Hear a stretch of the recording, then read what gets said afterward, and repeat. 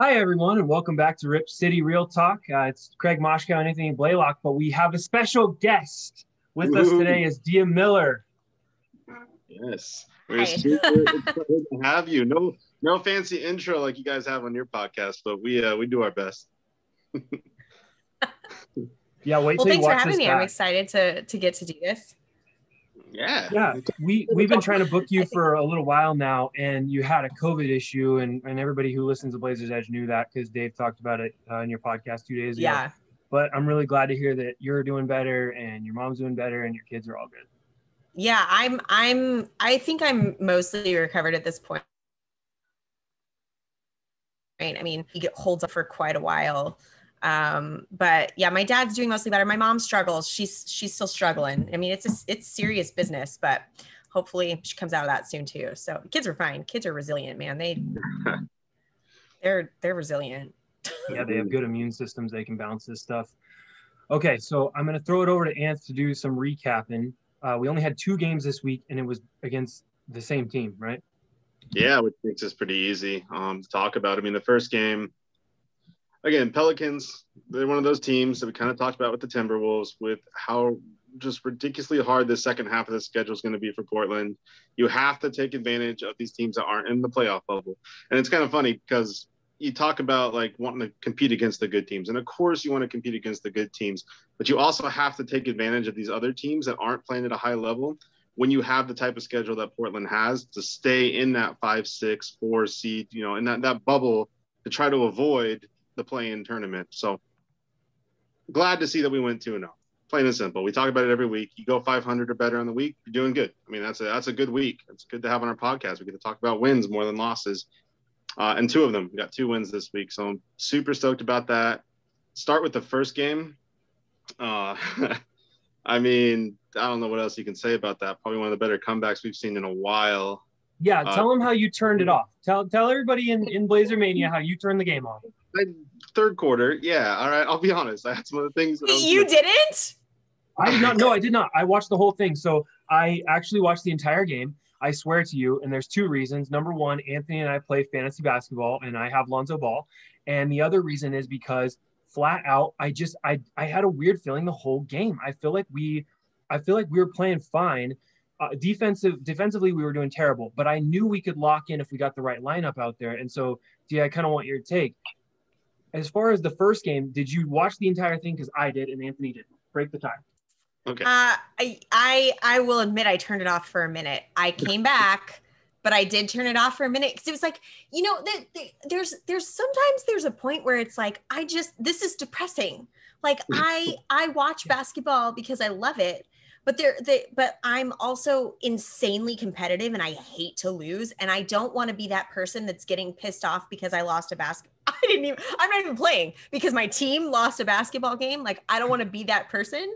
So sometimes for my own mental health and my children's well-being, I do turn the game off momentarily, but I came back and I caught the end of it. And I was all that matters, right? I mean, now I'm thinking I should probably turn off the game every time they're behind because this is like, that's what superstition is, right? That's how that works. That's exactly that's how it works.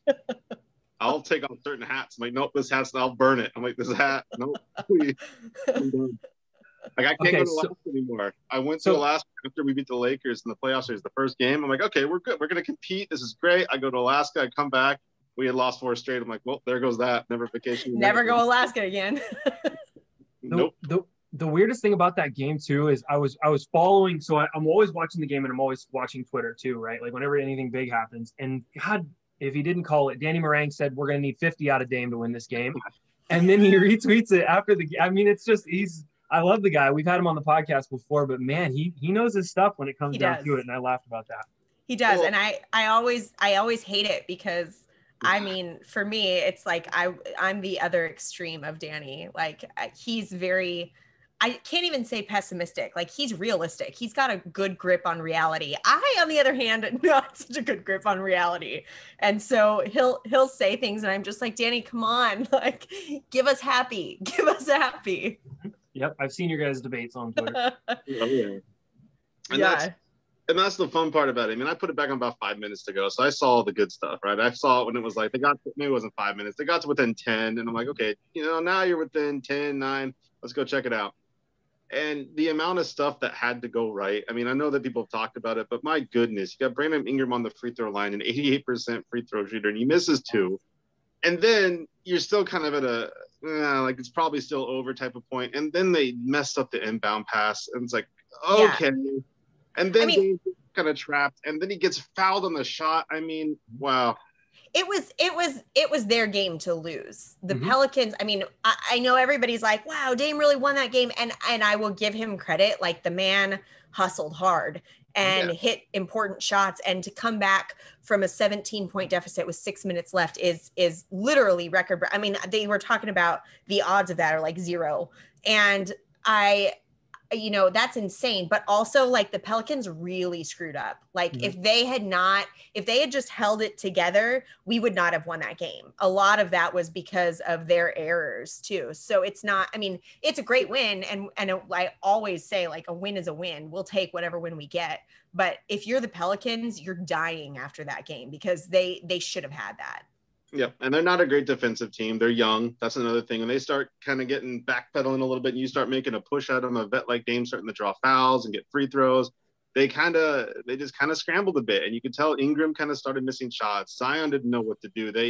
They're just not there. They're honestly a solid veteran away from being a really good team. They need somebody to round out those 2 young guys, and they'll eventually grow. And I'm sure they'll be fine in a couple of years. But and in a couple of years, those young guys won't be the young guys anymore.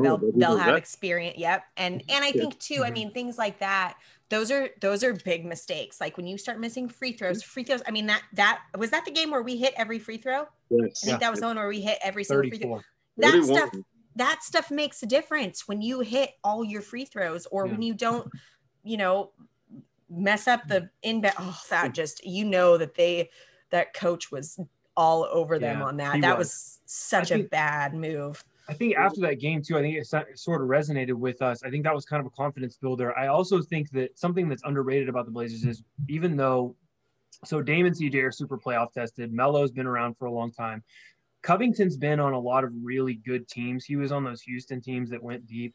And it's just one of the underrated things when you have experience and you have guys that have performed at the highest level. And that's something that the West doesn't have a lot of, because we beat Denver and they're younger than us. And then if you look at Dallas, you look at New Orleans, I mean, the Lakers and the Clippers are really the 2 teams that I would look at and say have a lot more experience than we do, right? Yeah, it's experience is invaluable. I mean, there's only one way to get that. And that's why one of the things that I think was, a silver lining of this whole CJ and Nurk being injured is a lot of our young guys got major experience that they would not have gotten otherwise. And you can't beat that. You can't beat that experience in actual game minutes. Like, that's valuable stuff. And I think, you're right. We have a lot of veterans. We have guys that have experience playing. They react. I keep thinking back to that game. I can't remember which game it was, but where at the very end, Dame took the charge and which one? Golden State. Yes. Yeah. Yeah. And like, in a less experienced player would have fouled the guy, which would have put him to shoot and would have given them an opportunity to have 2 more points, essentially. Whereas Dame, having the knowledge that he does of the game and the experience that he had, was able to quickly think through that and take that charge, and not only keep them from, getting 2 free throws, but take the points away. And so I think that, things like that come from the experience and come from playing in the NBA, and you can't get that otherwise. No, and you look at Gary Trent. I mean, the reason everybody's talking about Gary Trent being a trade piece or being all the money he might get in the offseason, that's because he got that experience last year and got to play from the injuries, and all of a sudden erupted going into the bubble because he played. I mean, he would have been a bench guy. He would have probably not cracked 20 minutes. He would have been floating around. And he got that playing time and that experience. You see what it pays off to be. And you get vets like that to be able to go in there. Because really the defense was terrible that entire first game. Bad. They were giving Zion pretty much whatever they wanted. And then the fourth quarter came and that comeback started coming and they just locked everything down. Yeah. And it was just crazy. We haven't seen that gear turn from this team. Not very often. I've seen a couple games, Philly, Lakers. those close competitive games where you'll see the defense really pick up. But most of the year we haven't seen that. And that was it's just great to see. And it carried over to the second game. Yep. And I think throughout most of the game in the second one, there were some lapses, sure, because you can't play with that kind of energy the entire game. You just can't do it. But in the pockets that they needed to, and when they started building their little runs, I mean, that was, again, we're starting to see that defense. Yeah, it's awesome to see. Yeah. Yeah. It was good. So it looked to me like CJ was very hesitant in the first Pelicans game. And in the second game, he took a spill or a tumble or something. I remember him kind of falling, and I like clenched up. I don't know if you guys do that, but when a guy's injured and he just comes back and starts playing again, I do one of these every time he falls down. But CJ looked a lot more comfortable in that second game, and he was hitting a lot more of his normal, I'm going to go through the handles, I'm going to ISO a little bit, and I'm going to shoot. And CJ looked a lot better in that second one. I think anytime, coming back from an injury, coming back from an off season, coming back from anything, it takes a minute to kind of get your groove back. And so the fact that it only took him really one game to kind of lock back into where he was, especially because he left playing so well. And I think when you're injured, I don't know, I'm assuming, did you guys play sports growing up and things like that? I had a solid YMCA run. Okay. Didn't we all? And so when you get injured, like I know I had ankle injuries when I was younger, which most basketball players do, I think. And anytime you come back from that, when you've had to be out and what sacrifice it is to be injured, you also kind of know that that's a weak spot now. And so I feel like that was one of the things I was so impressed when Nurk came back, is he just powered right through. You didn't see any hesitation. And I think as an athlete who's been injured in the past, that's impressive, because it takes a lot to not baby an injury at all and to just dive right back in. And I think, we saw that a little bit with CJ that first game. And I think but he's getting right back into it though. I think he's ready, and I think knows he's ready, and, we'll see that pick back up from him, I hope. I think so. I think the minutes restriction will be lifted here pretty quick. I mean, I imagine tonight being the second of a back-to-back, they'll probably still limit him a little. I haven't seen anything one way or the other, but I would imagine like you're just getting your body back in game shape, being sore. They'll probably still play a little more limited, but I think they won't script it. I think it'll be like, okay, how you feeling? Okay, let's put you back in the fourth now. Let's just let you run out if it's close. I would like to see him kind of get back to that point, the conditioning and things like that. So, yeah, especially with Foots, and you talked about Nurk and the leg injury, not trusting how you're going to plant, trusting how you're going to put that pressure down, and just that thought in your head and getting your legs back under you and all of that mechanics and mental side of things. Yeah. It is tough to come back from. So you're right. It's absolutely great to see him. He had a poor night and then he had a good night. How do you think that because it's a back-to-back and we've had two pretty emotional games against the Pelicans, I mean, both of those games were really hard fought. Do you think tonight we're going to kind of lay an egg a little bit or what? I think that this is a team that really is working at making a run for it. I think they are focused. I think they want it. And I don't think they're easy to read as far as, well, when they have a back-to-back game, they're doing this, or when they do, like, they're kind of all over the board. Yeah. And there are games where I expect them to go in and kill it and they struggle. And there are games where I think, oh man, this one's going to be tough, and they're fine. So I think they're kind of hard to read this season, it seems like. And I think that in some ways is true for everyone. The entire NBA has kind of been upset from last year, with COVID shutting things down, to going into the bubble, to all these new protocols this year. They can't do things that they're used to doing. Their routines are off.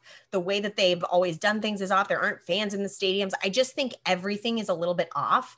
And so I think, and I've said from the beginning of the season, this is literally anyone's year, because there's so many things that are up in the air and different. And I think that that's true with us too. Like, I just feel like they're all over the board. I think that they do a pretty good job of building momentum though. And when they are on it and they're doing well and they're playing well, I think their confidence goes up.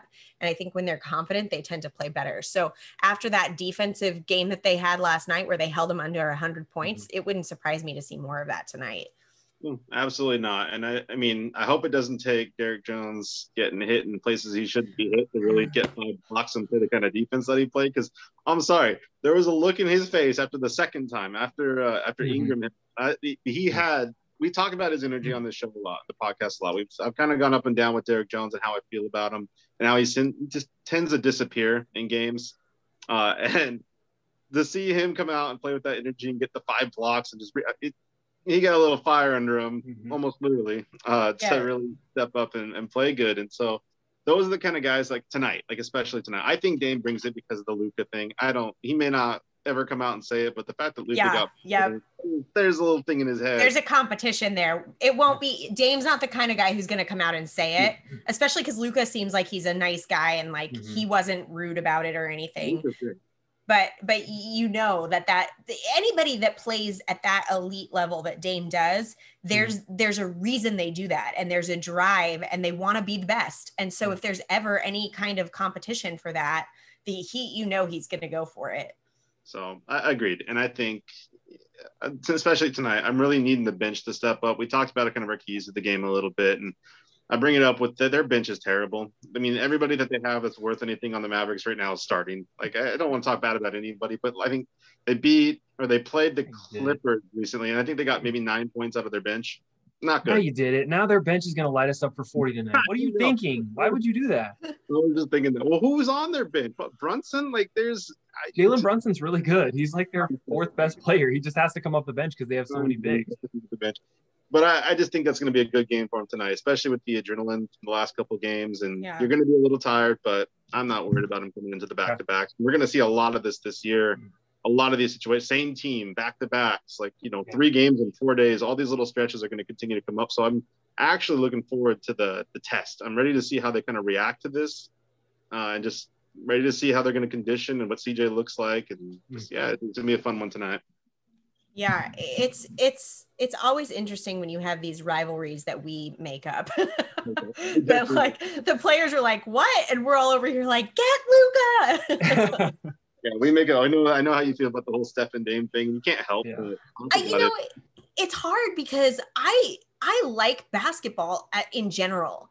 And so I like to watch good players regardless. And especially if they seem like nice guys, like Steph is a nice guy. Luka is a nice guy. Like I like watching them. I want to see them play. I want to see them do well. I just don't want to see them do well against my team, but I want to see them do well.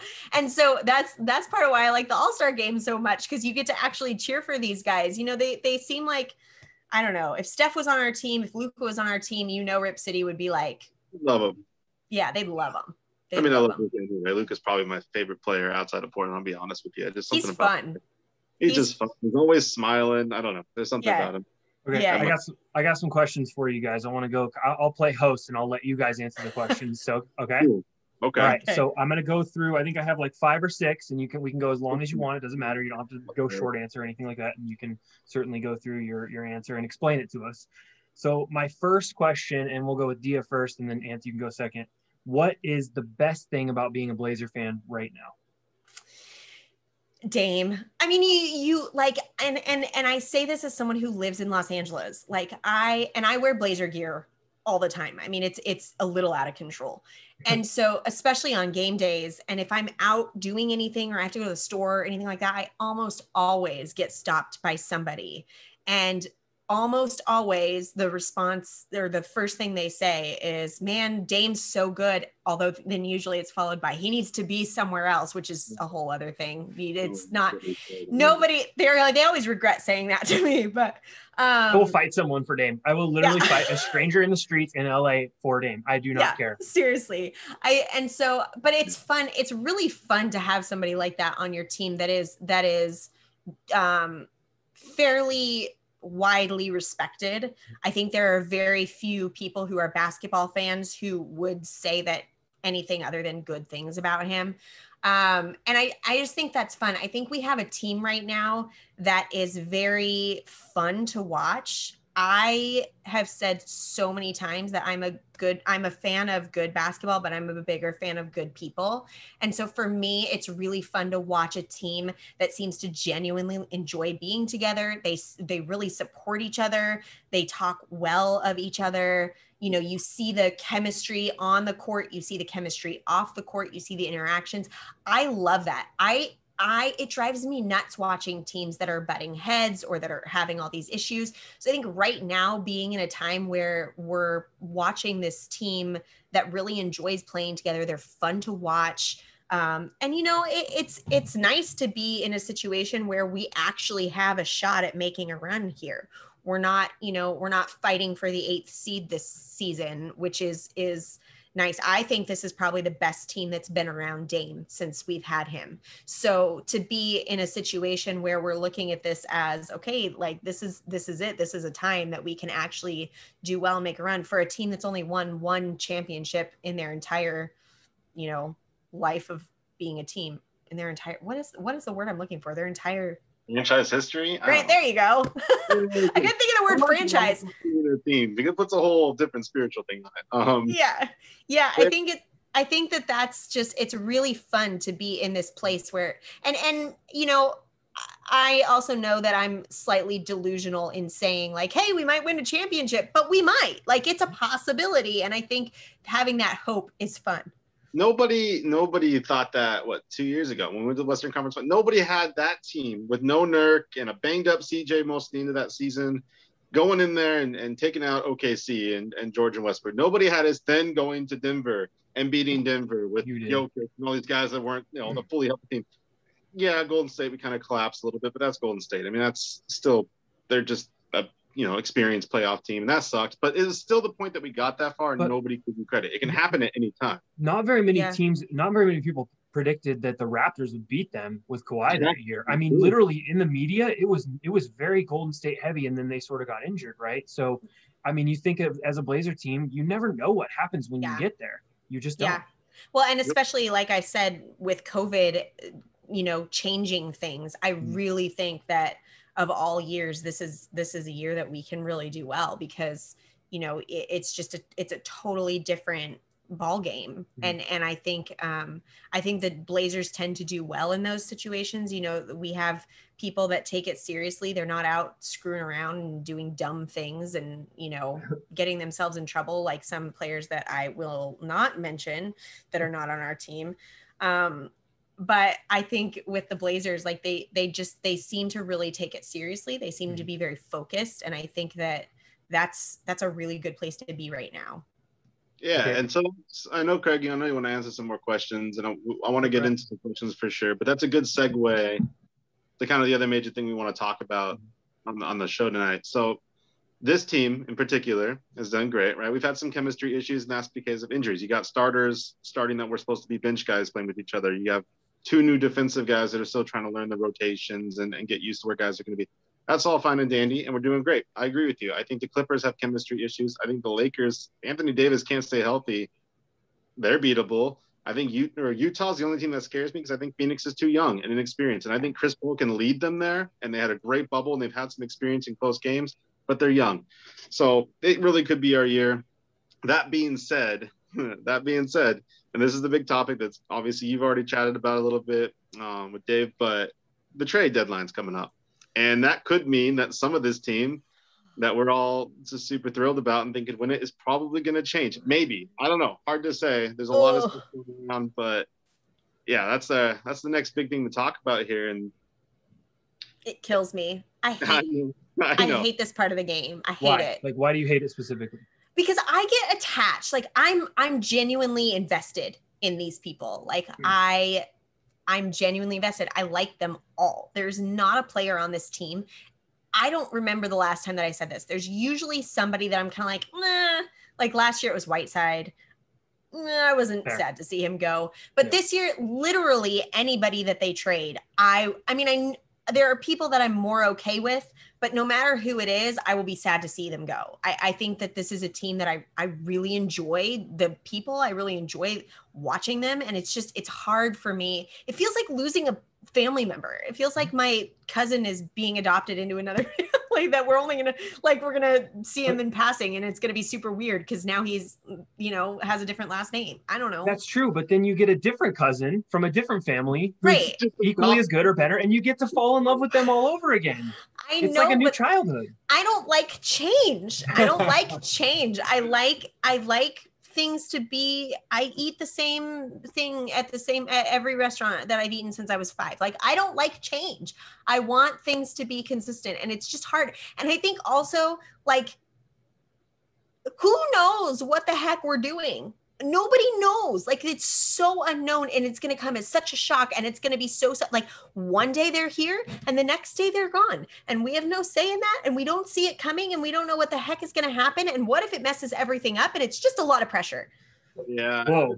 It is. Whoa. I mean, a couple of years ago, there was the Aaron Aflalo trade that was supposed to be the big piece. And then when West got hurt, it kind of blew up the entire team. Let's be real. I mean, we lost LaMarcus and Wes and Batum, and all those guys were gone. Okay, so that was a trade we tried to make. And then sometimes you go out and you get a guy like, I don't know, Nurkic, and then all of a sudden it changes your whole thing. Like, were we really attached to Mason Plumlee? Probably not. Like, I don't know. He was all right, but it's like, thank you, occasional double-double. I'll take the big box and the beef now. Thank you. I think for me, there's so much outside of just playing good basketball. Like, I get attached to the people. And so it's not so, like, even if you trade someone, even if we're getting, I cried when I first saw Bazemore in another jersey. Bazemore, like, okay. It was a good trade. We needed to make that trade. Like, it was, but I liked him as a person. And so when I saw him on another team, it was just like, oh, he's supposed to be on our team. I have no problem bringing new people in. I joke sometimes that I'd like a 30-man roster because I have no problem bringing people in. I just don't want to give people away. Yeah. Yeah, it's tough. And I think the problem with this year especially is if we make a move, and I'm still not entirely convinced we do, but if we make a move, I mean, I think you guys touched on it. Hood's gone. He's the best asset you have in the trade. But also, are there going to be teams that are going to want Hood? For I think a salary dump, and that depends on the type of trade you're making. It's like you guys, you're not taking a guy that's contract is probably expiring unless that team. I mean, unless you attach a pick and you're just trying to entice them for 2 contracts and they get something from you in the next couple of years. But the Blazers are going to be competitive, I would assume, for a while. And you're not getting a lottery pick, chances are. So, I mean, again, how valuable is our first round pick? They're always valuable, but when you're talking about getting a piece back, I think this year, so something you guys have already both hit on, and you have to think as a Blazer fan, we usually have one move in us, and the one move, and everybody wants us to trade something huge and get something huge. That's not what Neil does. Typically, he gets one piece, whether it be future, like Nurkic, or he gets an Aaron Aflalo at the deadline, which is kind of a bargain, maybe starter, maybe sixth man. He's going to, if there's any move out there, it's going to be that. I don't think LaMarcus is in the cards. I don't think anybody off the buyout market's in the cards. I think it'd be a trade where we were either getting someone for the future, which at this point makes no sense, or a fringe level starter. Yeah, it's what the Aaron Gordon stuff isn't going to happen. I just don't see the Aaron Gordon thing happening. I don't like him. I've never liked him. I've been vocal about that when his name keeps coming up. I just don't. He's had Orlando to himself for how long now? I mean, I know he's young and he's had some injuries the last couple of years, but he's had Orlando pretty much to himself. To really blossoming, he competes with Vucevic or whatever his name is. I mean, sure, but again, I want to see more than an average of 16, 17 points on your career and less than 10 rebounds. And I know he's athletic, but it's like if you're going to trade a piece like Gary Trent or a first round pick, or you're going to throw in Anthony to entice him with a young player, whatever it ends up being. I want a guy to come back. Like, I would take John Collins. I know that his defense is bad, but he gives you a little bit more scoring and rebounds. And he's done more with his team being kind of one of the primary guys on that team than I've seen Gordon do in 4 or 5 years now. Here's my thing. If we're not getting defensive help, don't do anything, because our offense is fine. There's nothing wrong with our offense. We have one of the best offenses in the NBA. We don't need to trade for better offense. We need to trade for better defense. So if we are not getting help on defense, don't do it. Don't mess up what we already have. That being said, I wanted PJ Tucker. I thought he would have been great. But obviously, the Bucks were proudly displaying him on their Instagram feed today, and it hurt. But that didn't happen. And really, I mean, we've got Hood to trade. We've got Collins to trade. In my opinion, the move here, and this is maybe a little controversial, but in my opinion, the move is Gary Trent Jr. I love Gary. He's truly one of my favorite players that we have. I think he is great on defense, which we need. Obviously, we don't want to trade that away, but his contract is expiring and he signed with Clutch Sports. They are famous for getting their players lots of money, and we don't have lots of money to give him. And not only that, but realistically, keeping both CJ and Gary is probably not going to happen long term. And I don't think Gary would want to. I don't think Gary in my opinion, this is just from a totally outside perspective. I don't think he's loyal to Portland in the sense that a lot of our guys are. You know, you've got Dame who said he wants to play here for his career. You've got CJ who's been very vocal about wanting to be here. You've got Melo who's very vocal about wanting to be here. We have a lot of guys who are very vocal about wanting to be in Portland. And I don't think Gary is that way. I think he wants to go where the money is. He wants to go where he's going to get playing time, where maybe they can even build around him. I think that's what Gary's going to go for, and he's not going to find that in Portland. And so my guess is Gary's gone next year. So to me, go ahead. People forget that he turned down an extension with us in the offseason. We offered him money, and he said no. Like, and it could just be that he's betting on himself, and he's betting that he can pull that in. And he may, I mean, you can argue that players do that all the time and they still want to stay with their team.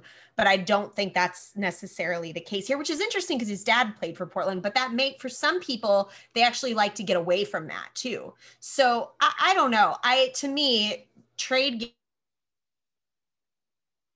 Gary, well, if out, we just lose him. And so I would rather, as much as I don't want to see Gary go, I think that's worth, but the problem with that is you're probably going to have to trade him to a team who's making a run for a championship this year because his contract is up next year. So any team you trade him to, you know, there's a risk that he won't stay. And so if I would like to see him go to a team in the East, preferably, and give us some return on that and bring us some help defensively, because offensively we're fine. Offensively, we don't need to change anything. Well, and I think so. Anthony and I talked about this on the pod, and I think we had kind of a, not really an argument with Danny Meringue, but kind of a discussion, because we feel like allocating $90 million to your guards and then adding Gary Trent Jr. is really not going to be a financially savvy decision. So as well. What can we do with that money? And we think it's in the front court. We think we need to invest it in a player. I don't want to say Aaron Gordon. I think we need somebody a little bit better, one tier above that if we're really going to pair them with Dame and CJ. But Gary's going to cost us too much money, and at that point, it's just all a wash because you can't pay all that money to three guards. It's not possible. And you're essentially paying that for someone who's coming off the bench, because he's most likely, unless CJ gets hurt again, which we aren't obviously counting on, he's going to be coming off the bench, and that's great, but that is way too much money for a bench player. And I tend to agree with you. I think we need to invest in our front court. I think again, we're struggling with defense, and Cantor's been great for us this year, especially with Nurk gone, but he's not a defensive player. And so he's been great and he's filled in. But I mean, Dave and I talk all the time about how our strategy is, score 200 points and hope it's enough. That's our defensive strategy, because we just don't do it. And now, granted, we see flashes of it. They're capable of it. They can play defense. It's just not happening in the way that we would like it to. And I think that it would be great, putting Derek Jones Jr. and Robert Covington in there majorly helped. So I think if we could get I think we're one player away from being serious contenders. I think we need one good move that's going to help us defensively. And that's that. I don't know at this trade deadline, I'm not sure that that's there, honestly. Yeah. And again, it's got to be a power forward to me. It just has to be. I'd love to move Covington to the 3. I think he's better suited for it. I know he can guard the 4 and the league goes small. But I feel like he'd be better being able to focus most of his attention on the perimeter, not having to sink in so much and then run back out. And that allows us to put Jones on the bench if we were to do that. And I love the idea of doing that. I love him making up for Carmelo and Cantor with the length. And if you keep Trent for the rest of the year, great, so be it. If we don't make the trade, fine. Then you have him and Jones on the bench. You get a little more defense out of it. I kind of like the idea of doing that. I want to get somebody that's a little bit bigger, but it's not going to take away from Nurk. I think you can get a bargain center for cheap at any point in a year. So I'd like to see a power forward that can, not just this year, but has a couple of years left, that's in a good age group for us. Even if he's a little older, like Thaddeus Young. I would love to pry him from Chicago while they're kind of in a weird rebuild mode and give them a pick, or throw somebody that we're not going to use, give him Hood, whatever. Take him back to play power forward from us, because even though he's a little older, he is still just an elite defender who can do everything we need him to do on offense. But Is And like there, you said with Trent, you can't put Trent on the bench because he doesn't do anything. I mean, he's done a little better this year, but we've talked about this. He doesn't give you much more than threes. Well, And that's too much money. And to me, young player or old player is not that big. Like right now, I don't really care. I care about their ability. I don't really care about their future. I care about what they can do right now because we have Dame right now, and Dame is in his prime right now. And if we don't take advantage of that, we're idiots, honestly. So to me, like you can be 30, 34, 30, whatever. I don't care. Like just if you can do it right now, if you could get the job done right now, we'll worry about next year and the year after and whatever then. But like right now, or maybe now and next year, I would say. But even next year, like we're starting to look at contracts that are expiring. And even in I think it's 2 years, Nurk's contract is up. Like there's so many things that are going to change in the next year or two that like we need to be, this isn't the future of the Blazers right now that we should be concerned with. We have some young talent that I think will serve us well in the future that I don't think we should let go of, but we do need to be concerned about right now. Yeah, I would love, like Al Horford, for instance. I mean, Oklahoma City's not doing anything right now. They have 30-something picks over the next 3 years. I mean, it's ridiculous. So, like, if you can throw Hood at them, and I don't know what his contract, no, it's probably around 18, 19. If you could somehow the Aaron Gordon numbers make that work, I think he'd be a perfect fit. Defensively, he can hit the three, he can come in. Like you said, for a couple of years, I like what he can do. Yeah. He can really well, which, I mean, we've been talking on this podcast forever about how amazing a passing big can be. I know Nurk could pass pretty well, but if we had Draymond Green, it just would be. There's only one player on this roster that I don't want us to trade as far as a young asset. The only young asset, and this might just be me, and I kind of want your guys' take on this. Nasir Little looks special to me. He's the only one to me that I would not trade. I just don't think Gary is the big ticket item. To me, holding on to Nasir would be number one. Yeah, I mean, we talked about Gary. To me, Gary's already off the team, and maybe that's a terrible way to think, but I just do not see any way that we're retaining him next year. I just think there's no shot, and I don't think it would be smart for what he's going to ask. I don't think we should. You know, Simons has really stepped up this year. He's been incredible for us. I think he's a developing player. I think, you know, if we can hold on to him, we should, but I agree. It's not a necessity necessarily, but I agree with you. Little's, don't let that guy go. Like, at least as of right now, give him minutes, give him time to develop. And I think he's going to be a force. And we posted a poll on Twitter for a couple of days, and it was because when I was talking about the potential trades, you know, typically if you're going to get a guy like Aaron Gordon, if you're really going to get that big piece, and it, let's say, doesn't involve Trent, again, we're just going to throw in spitball in here, but it was which young player, because somebody's going to be affected by this, and it's going to be Little or it's going to be Anthony, because whoever you bring in is pushing roster guys down towards the bench, and it's pushing these guys that are going to be minutes further down that depth chart, and they're just, one of them's going to get sacrifice, whether you get a guard to come back or you get a forward to come back. Little's probably going to lose his playing time if you have to put Jones on the bench. So I asked people which one they would rather, I call it sacrifice. That's a weird, dark way of putting it, but like, which one are you like, okay, like, sorry. It feels like that though. Why? Like, you're sacrificing your future if you want to put it that way. And it was about 71% Simons buy over Little. And I think that's telling. It is. Well, and Little's just, I mean, he's been fierce. He's just come out and he's been impressive. And I think, what's that? I said, I didn't think he could shoot.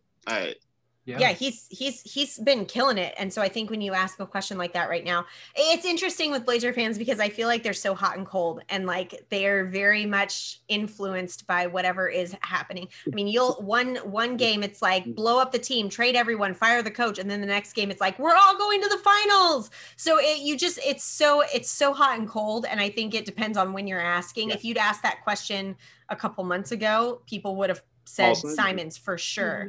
So I think, you know, he's come out and he's done some really good things and now everybody's all about him. But why are we such a fan base that's so reactionary? What is the psychology behind the Blazer fan base?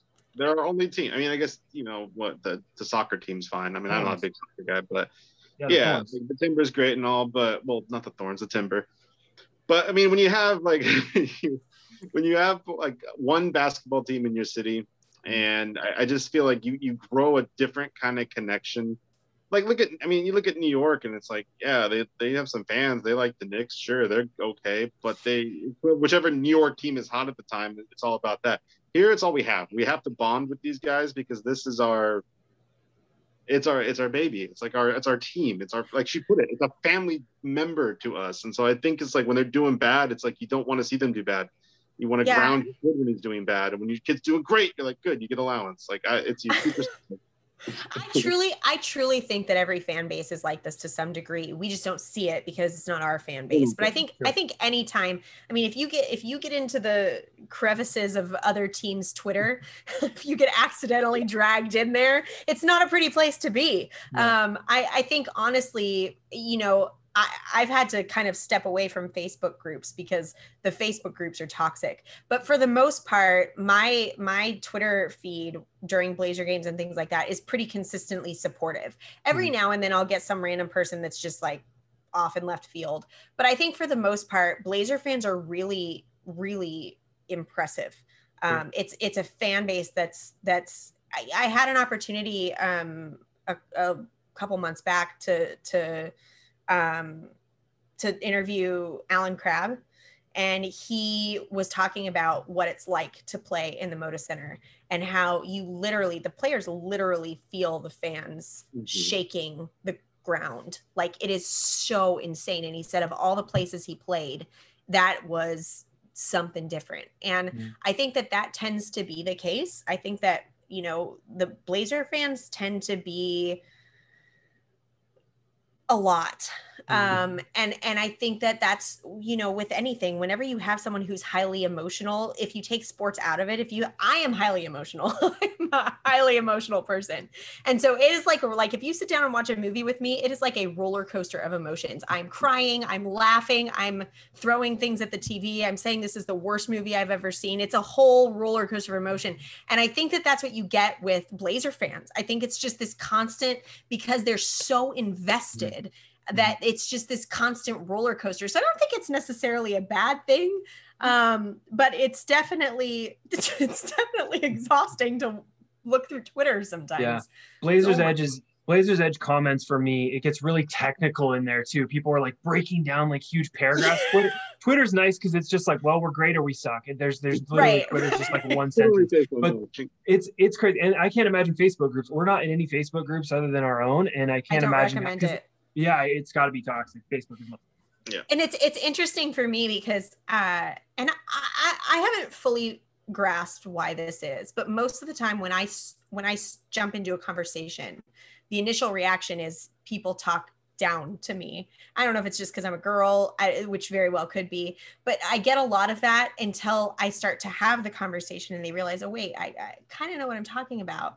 And but I am not a technical person. Like I am not someone who can rattle off stats. Like I have to go look things up. That's just not how my brain processes. Like I can sit and talk about the game and say, well, we need to do this better. We need to do this better. But I'm not someone who has all these stats just up in my head. And if I'm sitting like in a forum and people start rattling off stats, I'm like, that's great. But like, that's just not how my brain processes. And I think that's one thing that I love about the way that social media is and the amount of options you have with where to get information and conversation about the Blazers, because for someone like me, I'm not going to go into a chat where they're talking stats. It's just not my thing. I can understand it and I can participate, but it's not what I enjoy. Like I want to talk about the players. I want to talk about the game. I want to talk about like that's, and there's something for everybody and everybody enjoys things differently. I personally would definitely recommend staying away from Facebook groups though, because man, people are. We're, we have our page, like you said, and we kind of followed up a little bit, but I agree. I mean, like I said, we're getting new to Twitter. I just created the Instagram account. Thank you, by the way. Yeah. Just working on that, trying to do more stories and like trying to like do game updates on it. I'm going to play around with it, but it's been fun to really kind of get where people are coming from and how, how people can really react when they feel comfortable and they're like, yeah, I can say this. And like, I don't know, it's interesting, but Twitter is my favorite of all. And I think, I've spent a lot of time curating, I guess, who I follow. And I think because of that, you know, there's a good mix. There are people who aren't always positive, and there are people who do stats and things like that, but it's a good mix. And I think that sports has a way of bringing people together. And especially like for me, I live in LA. It's not like there's a bunch of, there are some Blazer fans down here. There's actually a whole group of people who go and like watch the games when they're here, which is super cool. But it's not the same thing as like being in the community where your team is based. And so for me, things like Twitter it's fantastic because I'm able to feel like I get excited when the games are happening and I can see everybody else getting excited about it. It's so much more fun than like being alienated from it. Especially in a COVID year, I feel like I've been more attached to every Blazer game, like scrolling, because it's just nice to be like, okay, I thought that was a foul. Oh, I can't look around in the stands to see. Right. Next to you and be like, hey, did you see it? No way. Right. Yeah. Okay. We have to get through these questions. I have like 5 more and I'm so curious. Okay. All right. Okay? Let's go. Now, let's do it. We're going to tighten it up a little bit. Let's try to keep your answers to less than 30 seconds.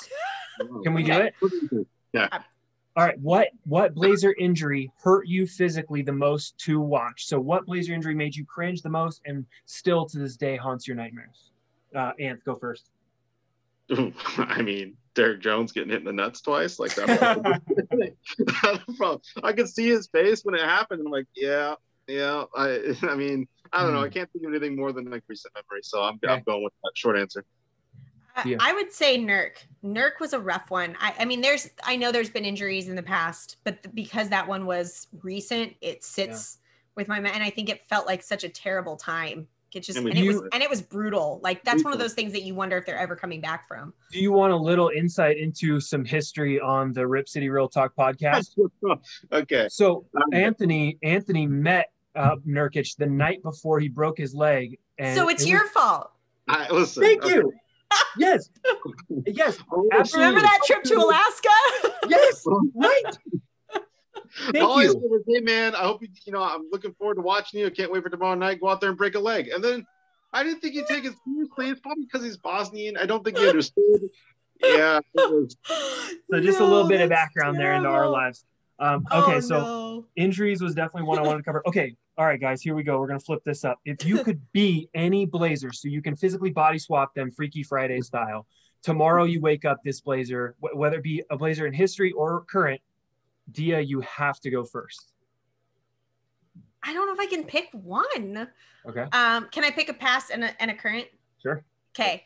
Clyde Drexler. Because Clyde Drexler, he always seems so like, he's Clyde Drexler. That's my only reasoning. Currently I would say Robert Covington. He always seems happy. He just always seems happy. He looks like he loves playing. He looks like he just always seems happy. So, I could go with the obvious of Dame because I want to know how it feels to shoot from. He also has 2 kids. I already know his life. I know exactly. Yeah, I have 3 children as well. So I'm good. Yeah, Robert Covington. He can dunk, and I've always wanted to know what it feels like to dunk. So. All right. Arvydas Sabonis. Like nobody's messing with you when you're that big and the English is a little shaky. Like you go on even in the game, like I'm not somebody's trying to post up against you, the hook shot, like that's intimidating. So I gotta go with my man Sabonis. That's a good one. That's a good one. Here we go. Terry Stotts has got COVID tonight. He's got to go out of the game. One of you has to step up. Anthony, you're going to go first. You are now the coach of the Blazers for tonight's game against Dallas. What is one thing you've always wanted to implement, or a scheme you wanted to try, or something that you would change right now that you feel like would give the Blazers the best chance to win? I don't know. Nasir Little, 32 minutes. If Nasir Little, if I'm coach, Nasir Little is starting. He's getting 32 minutes. He's going to play the most minutes of any Blazer. I'm serious. And you're only going to make it through one game as a coach. I only need one game. That's all I need to show you how good Nasir Little is. He'll drop 40. He'll get like 15 rebounds. It'll be insane, and I'll get promoted. Yeah, I don't know. Give Simons more plays to attack the rim. I really want to see him because I know Trent's going to shoot threes. That's his role. If Simons is going to play the backup guard, I'd like to see him get a little bit more aggressive with the rim, especially because the guy just won the slam dunk contest. We know he's athletic. We know he can get up there. His body's a little tiny. Like he's still working on that, but I would like to see him attack more. I think he'd be good at it. That'd be, I don't know. That's a tough one. It is. Dia? I'm going to go back to my high school basketball days and say, put your damn hands in the air. Like, I don't want to see one person get a shot off without somebody coming at him or putting their hands in the air.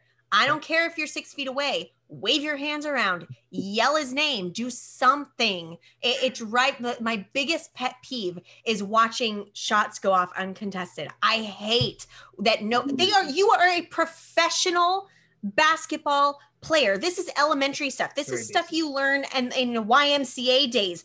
Put your hands up. If nothing else, put your hands up. That was the one thing that you got me on a tangent here. This is the one thing that drove me crazy about Whiteside is Whiteside would do this. It's like, your hand is not even in his line of sight. Like, all it takes is a couple more feet and you're actually making like an impact. And so I would just say, I mean, I truly think this is so elementary, but I truly think if we just put our hands up, our defense might be a little better. Well, what prompted this question is I was thinking about earlier today, I was listening to a podcast with Zach Lowe and they were talking about PJ Tucker and how good he is at switching. And earlier in the season, I feel like there was times or games where we switched really well. And then there's also games like you're talking about right now where the effort isn't quite there and there's some laziness to the defense, right? And that, I understand we're not fire Stotts guys at all, no. But I understand that is the one critique you could give a Stotts team is defensive energy is very inconsistent. Yeah, it's like, it's one of those things to me where your shooters are going to be shooters, regardless. And guys that struggle with shooting are going to struggle with shooting. I mean, you can go in and put up 100 shots a day or whatever you want to do to try to improve that.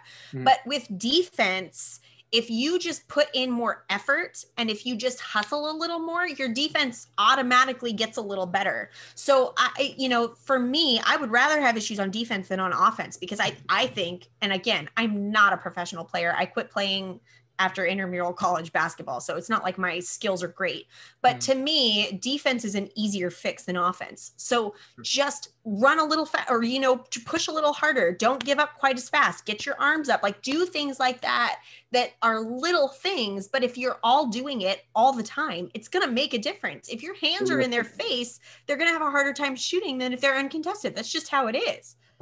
That makes a lot of sense to me. All right. Do you have any more questions? Oh, for sure. I got 2 more. Because I want to make sure you're blazing new trails here. Oh yeah. I'll let you go. Here, let me do my 2 questions. They'll be pretty quick, I think. Yeah. Who is, and I think you started to answer this earlier, Anthony. So who is your favorite non-Blazer to watch right now in the NBA? So who's your favorite player that's who? 100% Luka. I'm sorry. I know that's an easy answer, but I love Luka. There's something about the guy is just like his charisma. He can do everything. That weird step back, he jumps back 10 feet and shoots a 3 thing. He can Euro step. I have my flirtation with old Luka. Luka's my man. I pick his game. I just think he's big. He can play point guard. I don't think he's better than me. Give us a better answer. Yeah. What do you think? This is hard. It's hard for me to pick one. If I have to pick one, I'm probably going to say Steph Curry. I love his game. I mean, obviously that's not shocking being a Blazer fan. But he's just looks like most of the time, he just looks like he's having fun. I mean, you watch him during that All-Star game, he was having the time of his life. And it's fun for me to watch guys have fun. I like why am I blanking? Robin Lopez. I was thinking Robert Covington. I couldn't get the name. I was getting the names. I like Robin Lopez for that same reason. Like he just looks like he's having fun all the time. Yeah. So yeah, I would say Steph. Steph is probably my favorite. Good. Yep. All right. Last question, and you have to do this unbiased. Okay. I want you guys both of you. Don't give me any crap answers here. I don't even know what the question is. Who is your favorite Blazer media person? It can be a person who covers the team. It can be a person that not your podcast partner. So you can't pick Dave. You can't suck up at this point. Okay. So pick someone who is your favorite Blazer media person and why. Oh man, there's just so many. Yeah, enemies, man. We only have 10 followers. The Trailblazers are a stand-up organization. the people that cover the Blazers are really, really good. Can I say Amara?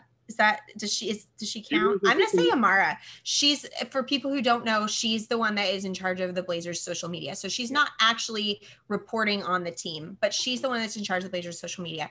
I think our social media is the best in the league. And not only that, but if you ever watch her responses to people, that girl, I don't know how much she gets paid, but she should get paid more, because she is killer. And I think she's a class act, and I think she does it well. I think she does it really, really well. Some of the people that cover the Blazers for other publications tend to be negative. And that's not my thing. I feel like we have a lot of that, and they're very good at their jobs, and they write very objectively, I suppose, but that's never going to be my favorite. I like them. I respect them. I think they're talented. I think they're good at their jobs, but I love people like Amara who are able to come in and put stuff out there and cover things and be witty and funny and have the team's back. And I think she does it really well. So I'm going to I know that's not maybe technically what you were asking, but that's my answer. It was just something to give people a little bit of background on somebody that maybe we don't know that well, because you see these guys, people in front of the camera. So like Lamar Hurd or whoever, whether you're talking about someone in the media, you hear what they say, but you really don't know them behind closed doors. Now, Anthony and I, we've talked to Danny Meringue, and now we've talked to you, and we've talked to some people, and there's, you just get to know people. And I think it's cool to get a fresh perspective on that. Anthony, you want to answer it too? I'm gonna go. I got on this again. It's hard to say. There's a lot of people that are great. I think the organization, but my main man, Chad Dewey. I'm sorry. I like Chad too. I love Chad. Like I did. It's probably because I listened to him coming home from work every day, because I had an hour drive, and it was like, well, I'm gonna on the sports radio because that's where I am now. I'm gonna listen to Blazer talk for games or whatnot. I think I just listen to him a lot, but I just think he's got a good attitude about a lot of stuff. He's not overly negative, but he also can have his moments where he talks pretty real. I don't know. I like the radio. He's realistic. Yeah, and I like that about him. So I got to do his show a couple times last season, and he is very, his takes on Twitter, I feel like, are always like, he gets people talking, but the reality is, like, he knows his stuff, and he really he does a good job. I would put him up there too. That was a good choice. I like him. All right. So is that your last question? That's my last question. That's it, guys. I appreciate you letting me play host a little bit. I just want to throw, I feel like with these, we tend to recap a lot, and we get really heavy on like the Blazer talk. It's nice to just shake it up and do some questions. Yeah. So. Anthony's dying to get something out here.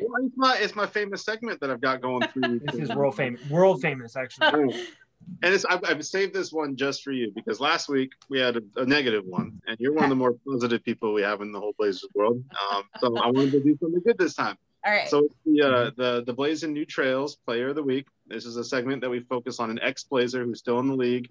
For the most part, I might throw it up once in a while and mix it around, but for now, it's about basically if they're in the news or they've done something recently, just for fans to catch up on some of our old Blazers. Somebody like you, for instance, may love this stuff because when they leave, and you can find out what they did. So this one is I'm proud of him because he was a small part of our team last year. He didn't get to do much. He kept coming to and from the G League. But Moses Brown, hats off to Moses Brown. He's been playing. He went to the bench last night, but for 3 games, he was playing 30-plus minutes. He had a game where he got 20 points, 16 rebounds, and 5 blocks on 9 of 12 shooting. And really, the other 2 games that he played 30 minutes, he was scoring pretty well, rebounding well, playing good defense. So I'm just happy for him. I just think it's cool. People don't know, we had the injuries last year. We lost some bigs, and he kept stepping up. Him and Jalen Horde kept going back and forth on the G League, and he played a lot of minutes for us at center in small stints, and I'm just happy to see him on Oklahoma City getting some run right now, 20-plus minutes a game, being a consistent part of their bench for now, at least. Yeah, it's fun because one of the things that I do, I work for Swish Cultures, which I don't know if you guys are familiar with that at all, but that Swish Cultures is a sports media company. It was created by overseas basketball players to really highlight other overseas basketball players and players that maybe don't get like as much airtime, I guess. but they also like we've now branched into a lot of other stuff, and it's great. If you want to learn about basketball on the whole and not just a particular team or even just the NBA, like they talk about the WNBA and they talk about overseas and stuff like that. There's a lot of really good information there. But right shortly before COVID hit and things shut down, I was photographing G League games for them. And so I got to photograph Moses Brown and Jalen Horta. And to be standing on a court watching them is something else. And I mean, obviously as a Blazer fan, like I was honed in on the two of them because that's, they were our guys at that time. But they are incredible. I mean, and I think it's easy to forget that we're watching in the NBA the best of the best of the best of the best. But when you are actually standing there watching these guys do what they do, it's insane. And Moses is a massive presence on the court, and he is incredible. And I agree. It's so cool to see him not only getting to be playing solid minutes in the NBA, but to like really be playing and doing well. It makes you wish we still had him. I was just like, because like you said, we play a lot of fantasy basketball, right? So you get to see players and all the teams, and you're paying attention to who to pick up or whatever. So you kind of get it helps us get a good picture of stats when we do these types of things too. And I was like, oh wow, these people are adding. Is that Moses Brown? And I can look at his numbers. Yeah, it was crazy. Just cool, like good to see him doing that. I mean, when Skull got hurt last year, and everything kind of went down with some moves, it was just great to see him step up, and he helped, and kept it afloat, just like a lot of those guys kept them. Yeah, that's really cool. Good for him. Is right. Last week was Myers Leonard, so we needed a little bit of positivity. Not the best. Not the best trail to be blazing if you're Myers Leonard. That one hurt. Okay, so real quick, we don't have a ton of time left, but I do want to talk about. So we have a back-to-back right now. We're going to play Dallas twice. You guys both feel very rosy about that. You guys, I was expecting some kind of downtrodden, like, we might drop a game soon, but you guys both sound really good, right? Have you seen anything that I ever say? I always think we're gonna win. I worry about playing teams back to back. The adjustment piece of it when it's almost like a mini playoff series. You play the team the first time, you kind of go into it, things are a little different. And then you play in the second time, and one of the teams is going to adjust better than the other. They learn what that team was doing. I really was worried about the Pelicans in the second game. I didn't have to be. That's great. But same with Dallas. Like, coming in, again, the first game I hope is close and competitive. And the second game, one of the two teams is going to be better than the other two teams.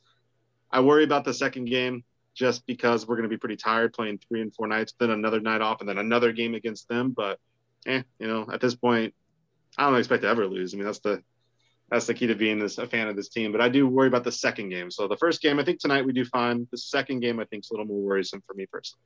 Okay. I think we'll be fine. I think we'll. I would expect that both the games are going to be fairly close. But that's the last 11. They've been on a little bit of a run lately. Their offense really picked up. So, but they also played really hard against the Clippers, and so coming off of that's a little tiring. But that's where the Blazers do well, is in those close games. I read a stat about that the other day. I couldn't tell you what it was. This is my stats thing. I read them and then they go away. But it was something about like the number of games that the Blazers win when they're close, and we do well. If there's a chance, we're probably gonna win. And apparently if there's not a chance, we probably are going to win too. So so I think we'll do well. Yep. I think so too.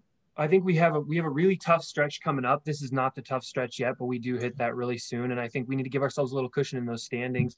Sure. The other thing is the West is ridiculous. Every podcast talks about it, but the West is so close. I think last night Anthony and I were talking, and he said we're 2 games out of second and 2 games out of 2.5. 7. It's 2.5 out of second and 2.5 out of 8th. 2.5. The West is too close, man. Granted, the Mavs are in 8th. So if we beat them, then that puts some distance there. Yeah. If they beat us, then we're in trouble. Yep. Full game would be big. And it takes I don't know how many more times we play them as, but this will be if we can beat both of these games, when we have 3 wins on them, that's got to be the series for the year, which will be huge going down the line. So yeah. Well, Dia, we really appreciate your time today. I know scheduling was tough, but thank you for taking some time out. And if anyone doesn't already know about her and is learning, so Swish Culture was the one thing you mentioned, and the other thing is Blazers Edge, right? Blazers Edge and Swish Cultures are most of the basketball arenas that I'm in. Yeah. Instagrams? How does Instagram work? What does that do? Yeah, don't ask me. Instagram, it's interesting because if you go to my Instagram, it's a lot of pictures of my kids. I mean, I have Blazer stuff on there as well, but I do have a personal project that I do on Instagram. It's called Street Ball Stories. That's the handle. And basically it's a personal project that I've done, the little less than a year. It's still fairly new, but I basically go out to courts and photograph people that are out playing street ball and ask them what their stories are. And so it's kind of like, do you know what Humans of New York is? Mm-hmm. It's kind of like Humans of New York, but for basketball. So it's just kind of asking people their stories. I'm actually working on a really cool project with Swish Cultures right now for Street Ball Stories. It is going to be video, and it is going to, I think I can kind of tease this. I don't know. We haven't released it yet, but yeah, I haven't said anything about it. I mean, I can't. Nobody makes it to the end of a podcast. Yeah, you're good. We haven't put it out there yet. It's going to be releasing. The first one I just got to see, but there's a project coming that will be a video, like a mini docu-series, and it's with NBA players. So that's coming up with Swish Cultures, and I'm excited about that. And so that's my big Instagram plug for basketball. Street ball stories. Cool. Sure. Yeah. So. Anything else before we wrap up, Anth? I don't think so. I mean, again, appreciate the support with everybody. Follow on the Twitter, subscribe on the YouTube video. We're still working on getting the actual audio piece, either Spotify or Apple Music. We haven't decided which one. We're gonna start getting that. I've had a lot of people feedback, hey, I can't watch a full YouTube video and leave it on my phone. Get it. So we're gonna work on the audio piece of that and start getting that out for everybody. Yeah, that's about it. Again, we appreciate the support. Dia, amazing. Thank you for joining. I know for sure. It's tough to get a schedule, but we appreciate it. I'm glad you're doing good. It's absolutely totally understand everything with going on with the scheduling, and honestly, it doesn't make a difference to us because this is what we do on our nights anyway. So it's happy to have you here. We'll continue to support you, and I think it's great what you do. Everything that we read about you. One of the first people that I said I wanted on the podcast. So that's cool. Thank you. Yeah, thank you. We need somebody positive on here to come in and talk good. Danny's Danny, and that was great. We get another side of it. Balance is good. Yin and yang for sure. That's what we'll call you guys when we have you on every other week. Great. Well, everybody, again, this is Rip City Real Talk. I think we're on episode 14. We appreciate the support, and you guys have a good rest of your night. Go Blazers. Flex on the Lakers. Oh.